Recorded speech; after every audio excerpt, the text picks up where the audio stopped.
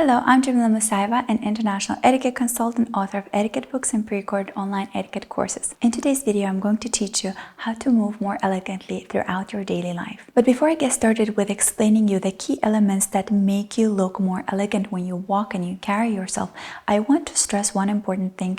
Comment that I often see people responding is that, of course, if you look like that, of course, if you have that body, you're going to move elegant or you're going to look elegant. And that is the biggest misconception about elegance. Elegance can come in all different shapes and sizes and forms. Your body frame, your stature, your weight really doesn't affect the way that you walk elegant or you look elegant, because it's the other elements or components to your overall demeanor that make you look elegant. That is not to say that you don't have to take care of your body, that you don't have to, work out, be healthy, eat healthy. Of course, you have to do all of that in order to maintain the best possible health for yourself, but that doesn't really correlate with how elegant you move, because there are other things you need to take into account. You can be the most fit person, but if you don't move in the right way, you might not necessarily look elegant. So I want to debunk that stereotype, and let's dive into the elements that make one look or walk elegant. But before I get started, I want to thank the paid partner for today's video, a platform called Betterhelp,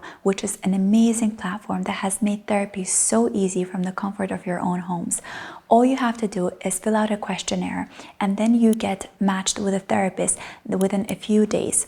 If you don't feel like you've clicked with a therapist, if you don't feel like it's the right person for you, you can easily switch the therapist. And I think that's the best part of this platform, is that you don't feel stuck and the therapy doesn't feel like a burden to you. If you don't feel like you can confide with this person, that you can talk with that therapist, it's so easy to select from a great pool of very well qualified therapists. My personally favorite part about Betterhelp platform is that it has made therapy so easy from the comfort of your own home. You don't have to even move from your couch.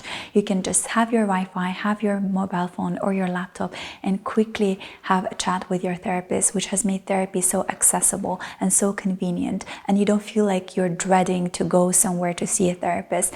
And also, what I personally like about Betterhelp is that it has a special journal inside when you can write your ideas and your thoughts. And there are also some group sessions for different topics every day that you can join if you feel like it. If you are someone who is struggling, or if you think you can benefit from therapy, I highly encourage you to check out the Betterhelp platform. You can see it in the description box as well. Use betterhelp.com/Jamila to get 10% off your first month of therapy. So now let's get started with the very first important thing you need to keep in mind when you want to exude elegance in your daily walk, is that you have to make sure that you are composed. You know how it says keep calm and carry on? That's so true. If you want to give off this energy of elegance, if you want to convey like you are possessing the space very confidently, you have to make sure that you are composed. When there's a turmoil inside of you, when there's a lot of emotions going through you and you cannot control them, obviously it's going to reflect in your body language, and it's going to show off in your movements. And to be able to learn to control your emotions, you have to acknowledge your emotions, you have to understand what you're feeling, but meanwhile maintaining control over your emotions. And if you're someone who is struggling, obviously using a help from a therapist might help you understand your emotions better and walk through them and understand how you can take control and charge of them, so that your emotions don't control you, but you control them. And therefore you keep your composure, especially when you are in public. The second element of moving elegantly is actually trickling down from the first point. Once we have taking control of our emotions, we're composed, we can now be more slow in our movements, because now we have control over how we feel, especially when we are in a hurry, or we are feeling some kind of anxiety or anger.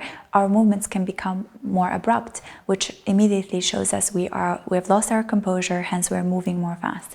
You have to understand, bring awareness to your body, and make sure that your movements are more slow. I've never seen anyone who looks elegant while doing some abrupt movements. And when I'm talking about movements being slow, it doesn't mean that you really have to drag the time and really, make everyone wait for you, but rather the way that you carry yourself, the way that you walk, the way that you touch your hair, the way that you move your hands has to be more flowy. Your movements cannot be abrupt or swift, because that is not going to look elegant. Just to illustrate an example of a movement. So if my sleeve is like that, I can pull it down really quickly like this, or pull it up like that. You see how this abrupt movements obviously just right now ruined your whole image of me being elegant. But if I were to pull it gently and make it slow like that, and I can also take my time to pull up it like that, more slowly, more intentionally, you see how the gentleness of the movement immediately changes the way you see me or you perceive me. So adding a bit of more intention to your movements and making them slow will definitely help you look more elegant. Just to give you another example of movements. So if I want to fix my hair, I can go like this, or I can take my time, sorry for messy hair, but I can take my time and really do it more gently. This way, my movements have become more slow. I'm doing the same thing, but I'm doing it differently. The same can be if someone asks you to walk, or if someone escorts you to the meeting room and says, let's go, it's time, the meeting is about to start. You can take control of your movements and make them slow. You don't have to run to the meeting room.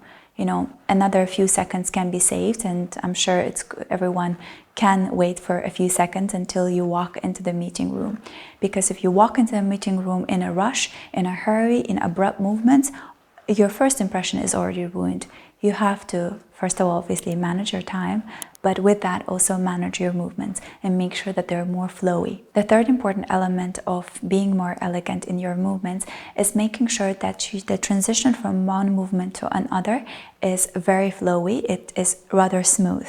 So like an example I showed you with the sleeve and the hair. So let's juxtapose those two movements together and see how it's going to look. I can do very slowly. For example, I want to fix my hair and pull down my sleeve. I can really take the time to pull the sleeve, fix it, and then I can slowly fix my hair as well. So make my movements more gentle. Or if I can do it really, really quickly, you see how in this two movements, the first one looked a lot more elegant than the second one. So when you're transitioning from one movement to another, say you were walking and now you need to take a seat, if you do it more smoothly, the transition from walking to sitting is more smooth. It's going obviously to make you look more elegant. If you do it very sudden, very abruptly, it's definitely not going to look elegant, no matter how elegantly you're dressed.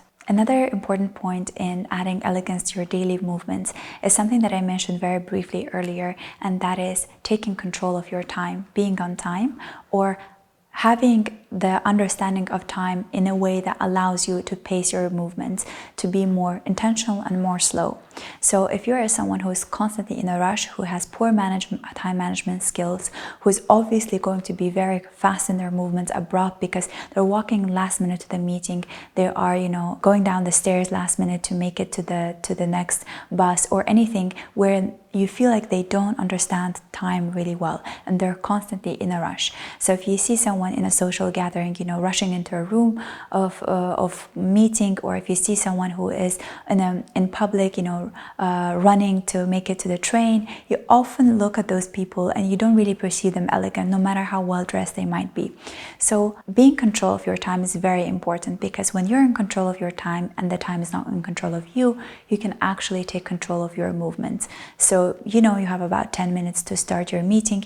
You can slowly pace yourself to your meeting room, make yourself some coffee if you need to, take your mug, move to the meeting room, take your seat, take your time while establishing yourself in that meeting room, versus not understanding how much time you have left, rushing it 2 minutes prior to the meeting, with your papers, taking abrupt seats, and just being all over the place.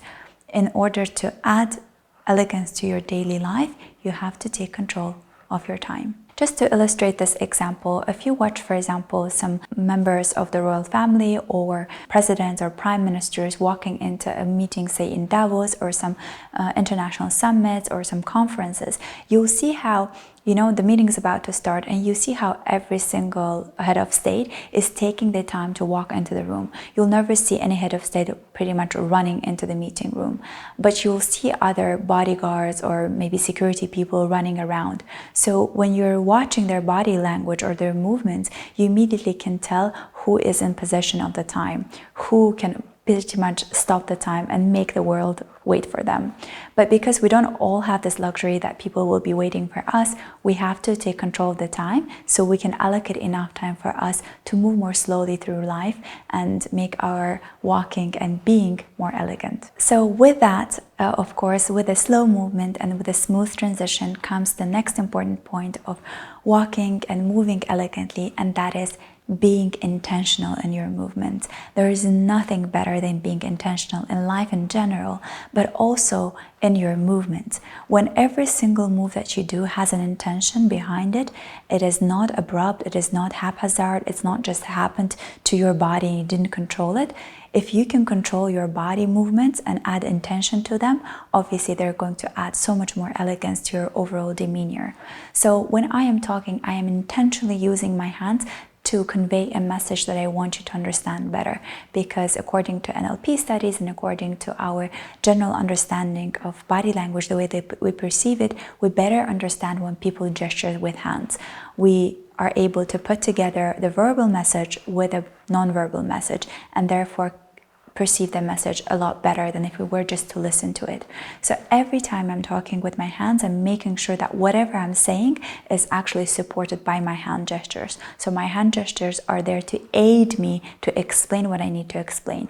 The same goes with the way I walk, with the way I would, turn my body towards someone or away from someone. I'm doing all of that intentionally, because through intention comes grace. The next important element of adding elegance to your movement is adding softness to it. And what I mean by softness, and it applies to men and women, it's not just for women. Softness in the movement means that when your body is super tight, super flexed, it's anxious, it's angry, it's always going to stiffen up. And when it stiffens up, your neck becomes shorter, your hands become more rigid, your legs become more rigid, and therefore all your movements become more rigid, and obviously you look more robotic, you don't look like you are confident, you don't look comfortable, you look like you need some help. But if you want to exude this elegance, if you want to exude this confidence in your movements have to be soft. So if you have stiffness in your wrist, you can, roll your wrist a few times to add some softness to it so that your hands and arm movements are more soft. The same goes to your neck. If you feel like you're anxious, it's all stiffened up, you can roll back your shoulders a few times, do some neck exercises, roll your neck to soften it a little bit, so your whole body is a lot softer, and therefore it exudes more confidence and more comfort, and therefore it's more elegant in the way that you move.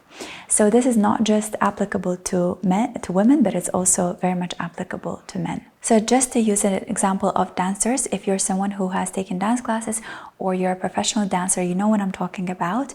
If your body has stiffened up and you try to dance, your movements are not going to look graceful. They're not going to look organic.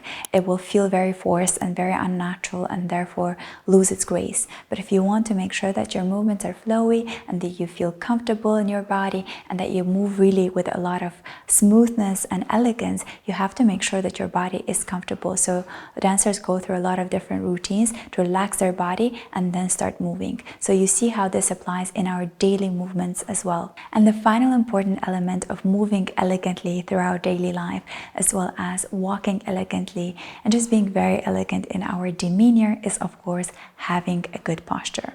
I've done 2 different videos on a good posture. One is called Deportment, the other is called How to Have a Perfect Posture, Step-by-Step Guide. You can watch both of those on my YouTube channel, and both of them will explain to you what are the important elements or exercises you need to practice in order to have a good posture. A good posture is one of the biggest investments you can do into your body. It is not expensive to do. You can do it from the comfort of your own home. You don't have to have expensive gear or equipment to have a good posture. All you have to do is bring awareness to your body, make sure that you align your spine, and do some light workouts at home to ensure that your spine is stronger and that it can carry you throughout the day with a great posture. Thank you so much for watching this video until the very end. I hope that you enjoyed it. If you did, do let me know. Give the thumbs up. Write down in the comment section what are some video suggestions that you have for me. I always love taking notes on that. And if you're still with me watching this video, if you want to learn even more in depth about etiquette, you can get my books that are available for international shipment on my website. You can also join my 2 pre-recorded online etiquette courses that give you a certificate. One is called The Art of Entertaining at Home, that teaches you how to set up a table according to 4 different seasons, how to wrap gifts, how to host people over. And the second is called The Western Formal Dining Etiquette from A to Z, that teaches you how to eat at a formal dinner table, starting from how to exit the car up until how to finish up with your dessert. And if you want to learn even more in depth about etiquette and join my private community, you can join the Etiquette Movie Club on my Patreon page, where every month I feature etiquette analysis for different kind of movies. So far I've done over 40 different movie analysis, from Hollywood to independent, some of the greatest classics like Breakfast at Tiffany's, Devil Wears Prada, all your favorite movies. By joining that Patreon community page now, you can actually have access to all those movie reviews.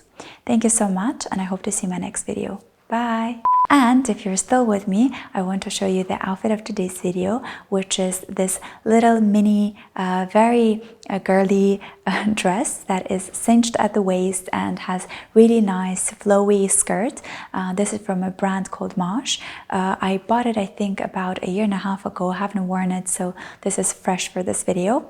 And I have paired this with the white pumps by Prada that have been with me for many years. I don't know if Prada still makes these, but they've been with me for many years now, and I try to take good care of them. And so that is the outfit of today's video, and I hope that you liked it too.